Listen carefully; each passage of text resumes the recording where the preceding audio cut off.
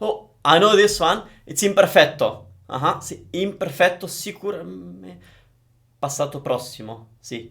Passato prossimo. Futuro. Futuro. I was going to say futuro. Presente? Ok, I don't know.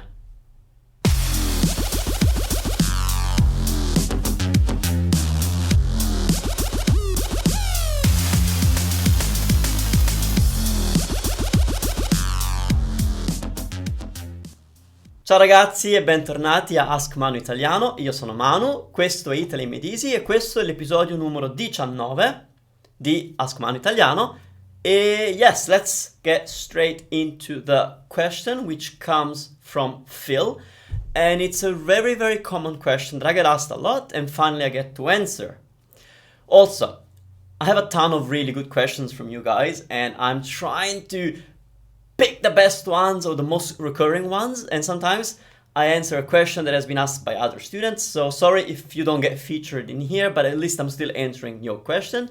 If you have more questions, please head over to italymadeeasy.com, find the place where you can ask your question, and also you will find the PDF associated with today's lesson, including my examples, a little bit of the explanation, and exercises for you to practice, and the answers to the exercises from the previous episode, which was episode number 18.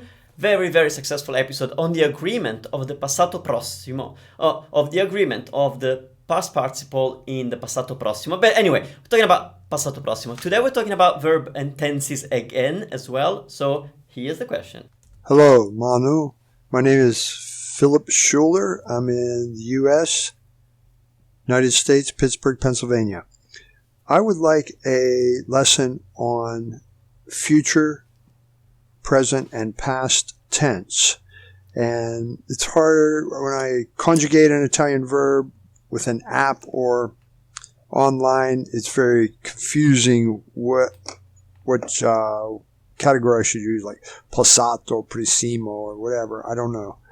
So anyhow, I would just like that real simplified, and just so I could communicate, like today I walk, tomorrow I will walk, yesterday I walked, or whatever, shopped or bought or ate.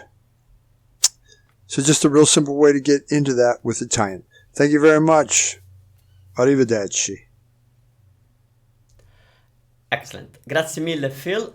Very interesting question and a very common one, and a kind of simple to answer, but not very simple, because obviously I would have to talk about all the different tenses, and I don't have time in this particular series, but I will do my best to help you.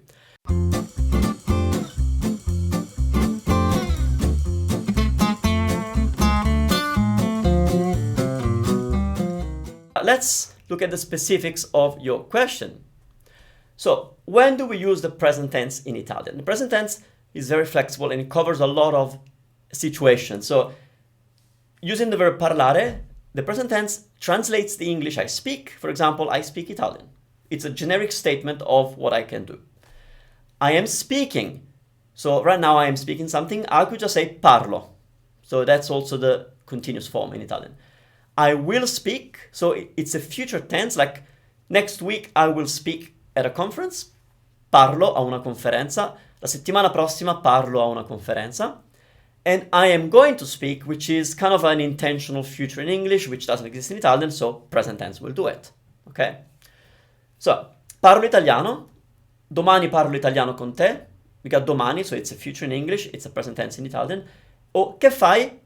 Parlo italiano. What are you doing? I'm speaking Italian. Okay, so you could use the present tense for all these cases.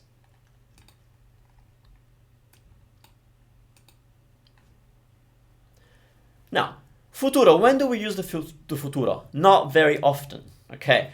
Because the futuro is mainly used for assumptions in Italian. So it's not for future actions, because the present tense does that, okay? So, for example, if somebody says, che ore sono? What's the time? And you don't know, you might say, saranno le sette. Literally, it will be 7 o'clock. In practice, it must be 7 o'clock. If you notice, there's a note at the bottom that says English corresponds to must. Whenever we make an assumption in English, we use the verb must, which when you think about it, doesn't make sense.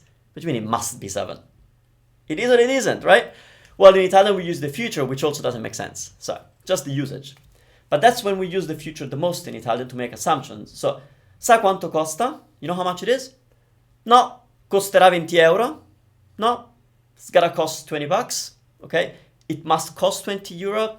That's the idea. So that's when we use the future tense in most cases.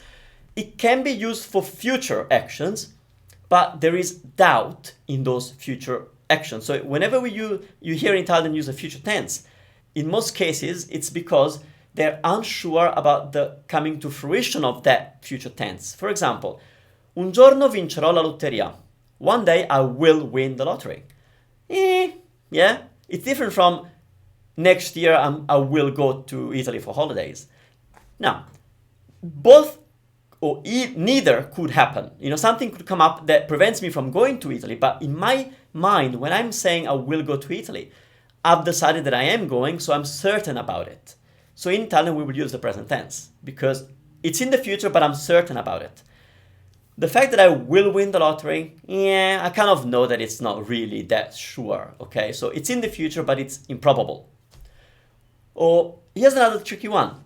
Sono sicuro che avrai figlie. I'm sure you will have kids. How can I know if you will have kids, right? So even though I'm saying I'm sure, it's still doubtful. In my sentence, I can't be sure about when and how, or how probably I do know how, but how do I know that? So it's impossible. So lots of doubt. I'm going to use the future tense.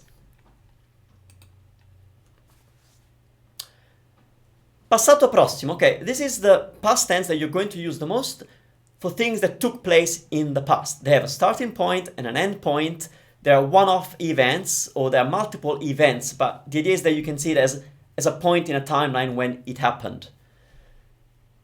For example, ieri ho visto un bel film. Yesterday I watched or saw or watched. Yesterday I watched a good movie. Well, it's yesterday, it's in the past. Can I assume that it started and finished at some point? Yes, I watched the movie. Okay. 10 anni fa sono andato a New York. Now in Italian we don't write NY, it just didn't fit in the screen, okay? We would just write New York. And we pronounce it New York. But yeah, 10 years ago I went to New York. Well, 10 years ago it's in the past. I went and I came back. Obviously, I don't have to say that I came back, but it's assumed, right? Stamattina ho già preso 3 caffè. Stamattina ho già preso 3 caffè. This morning I've already had 3 coffees. Now this morning it's still going. So that's when in English we will use the present perfect. I have already had 3 coffees. Whereas in the other 2 sentences we will use the simple past in English. Yesterday I saw a film and 10 years ago I went to New York. So, but both tenses are translated in Italian with the passato prossimo. Okay. The imperfetto is another tense that confuses the heck out of everybody, and I have a whole episode 17 of this very series, where I talk about the difference. So for more information, watch that episode. So the imperfetto is used to describe things in the past. Also, it's used to describe habits in the past and continuous actions in the past. Usually it's used to set the scene for something that then happened. So we would use the imperfetto to describe the scene and then the passato prossimo for the thing that happened. So here's your examples. La mia prima macchina era rossa. My first car was red. The fact that my car was red is not an event. It didn't happen. It's not a punctual action, meaning it didn't happen in a certain point. It's just my car was red the whole time. Okay. It wasn't red, but la mia prima macchina era rossa.